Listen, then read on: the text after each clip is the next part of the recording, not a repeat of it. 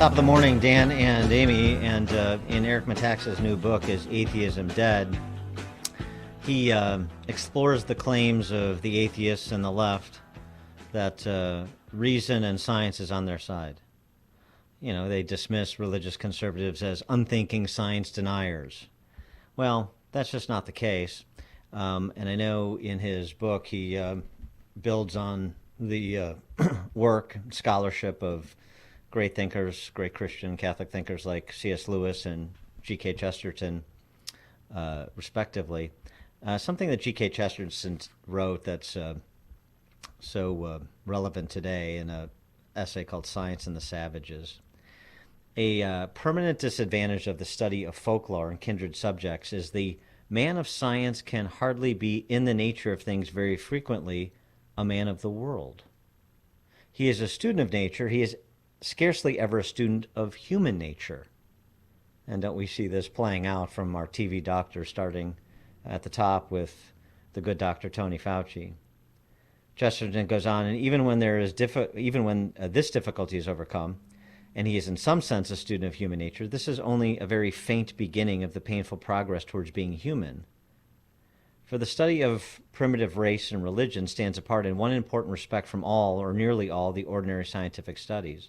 A man can understand astronomy only by being an astronomer. He can understand entomology only by being an entomologist, but he can understand a great deal of anthropology merely by being a man.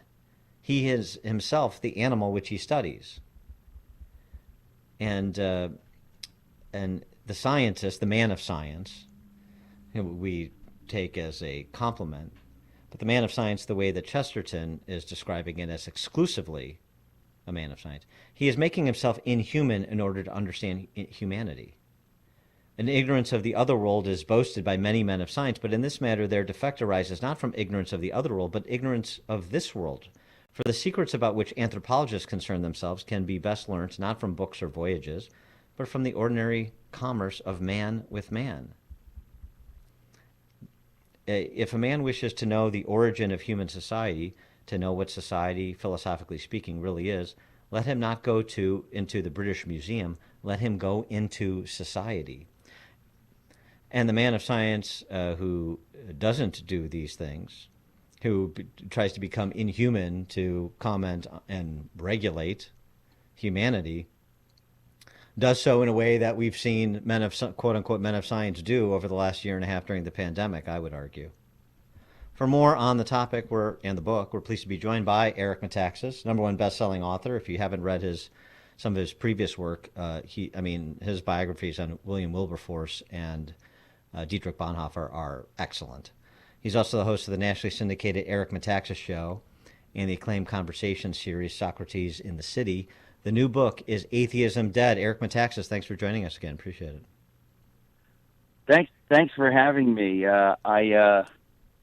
I find myself in a taxi cab headed to my studio to do my radio program. So this is a crazy world we live in. But as long as you can hear my voice, it's an honor to be with you and Amy.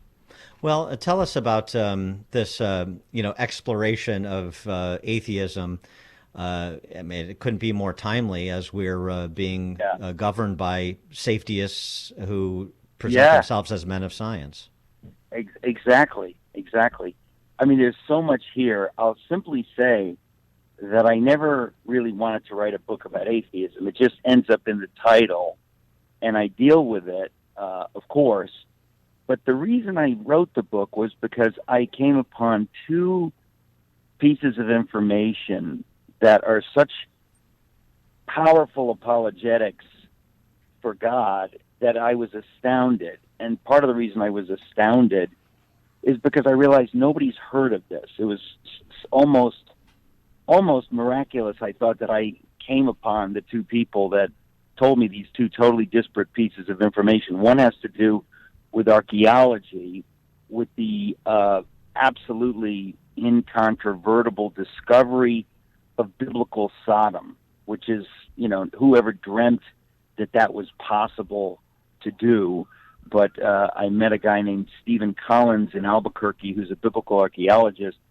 And when I heard this, I was pretty skeptical. I said, I hear stuff so-and-so discovered Noah's Ark, so-and-so discovered this and that, and I thought, I got to look into this. And when I looked into it, it's open and shut, and then you kind of wonder, why doesn't the world know about this? Because this is 1700 BC. It's just a staggering thing. But I also met a guy in Houston, probably the top nanoscientist on planet Earth, just a super genius, who was talking to me about something. When you're talking about science and apologetics, people argue about evolution and stuff, but nobody ever talks about how do you get the first life. If you say to a scientist, when did life come on Earth? They say, oh, that's simple. We all know 4 billion years ago, single-celled life appeared. We all know that. It's obvious. And you say, okay, fine. How did that happen? And up until recently, everybody said, well, we're working on it. There was an experiment in 1952 where we got some amino acids by running electricity through some solution that seemed to be about what was on the Earth 4 billion years ago. But what James Tour tells you is that in 7 decades, they've not moved the ball forward. But nobody talks about it because it's very embarrassing. Let's face it, you spend billions of dollars of mostly tax-funded research on this subject. And what science does, and this is kind of the theme of the book, is the more science discovers, the more it is clear that nothing could have emerged randomly. In 1952, when they got these amino acids, it was logical to assume that, well, we'll find the next step and the next step and the next step. But the more you learn from science over the decades, the standard narrative is the more science teaches us, the less we're going to need God, the more we're going to see how things emerge from naturalistic processes. Exactly the opposite has happened. And I thought, nobody knows about this. Nobody talks about this. So I said, these are 2 pieces of information that are so important. I should write a book. And the 1966 Time magazine article was, Is God Dead? And that's kind of become the reigning narrative for these decades. And I said, the real question, given the science, not just what I mentioned, but the fine-tuned universe and some other things, the real question now is atheism dead? You can say, and I'm an agnostic, I don't believe what you believe, I got a lot of questions, but to say there is no God, science has clearly made it possible for us to see that the whole universe, this earth, the emergence of life, none of this is really possible without a designer. The level of complexity wasn't something we could see clearly decades ago, but now, because of science, ironically, we see it all. And I said, the real question is atheism dead? And I would say it has to be. It doesn't mean there won't be people who claim to be atheists, but there are people who claim to believe the earth is flat. You can't stop people from doing that. So so I said, I've got to write a book with the title is Atheism Dead. The first part's science, the second part's archaeology, and the third part is atheism itself. And you're right when you say, what happens if you have an atheist worldview? It's all about power and control. And why is it that North Korea and these other places are so anti-God, so anti-religion? Well, right, and it also speaks to this sort of age-old trope that's promulgated by the left and by a lot of the quote-unquote men of science, that essentially you either believe in God or you believe in science. They're mutually exclusive rather than.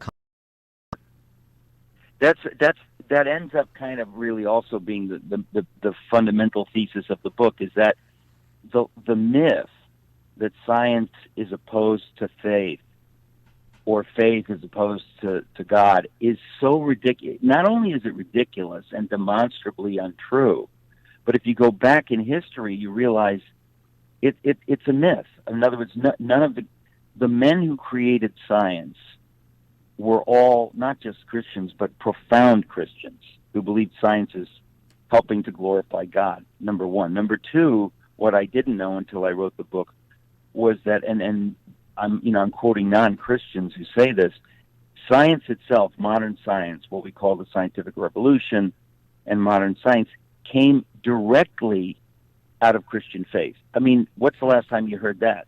That's an historical fact. That's not like a Christian fact. That's true.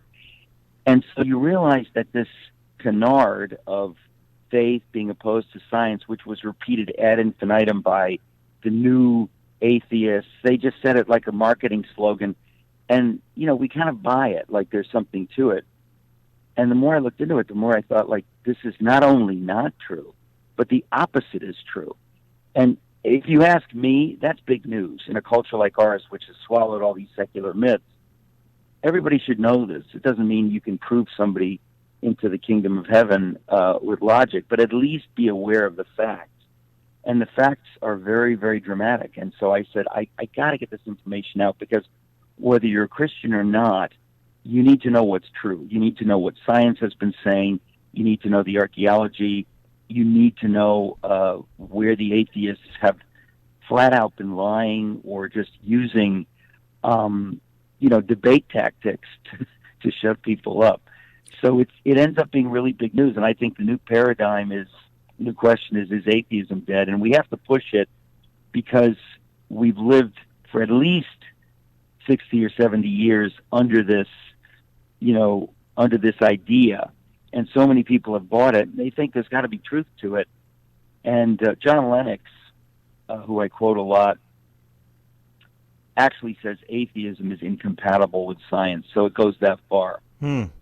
Well, and the other aspect of this, and we see this on display to some extent in Glasgow, even with faith leaders, incredibly, is this idea, going back to your single-celled organism 4 million years ago, that the human being has no more claim on the planet, on the environment, than does the single-celled organism. That we're all sort of random accidents of life, and so none of these accidents of life lays claim over any other. Well, the funny thing is that the evidence is so dramatic that in this book, I didn't even need to touch on evolution. You know what I'm saying? In other words, you don't even need to go there. You can let people have that piece of it, and you say, let's just ignore that. Let's just talk about how life emerged. Life can't emerge via evolution. Evolutionists understand that. Everybody understands that. You could only have evolution theoretically. If you believe it or don't, theoretically it depends on life. How do you get the first life? The fact that nobody asks that question, that nobody answers that question, it is the biggest elephant in the room you could imagine. It's this, if you think about what are the basic questions that science would answer, that it doesn't get more basic than that.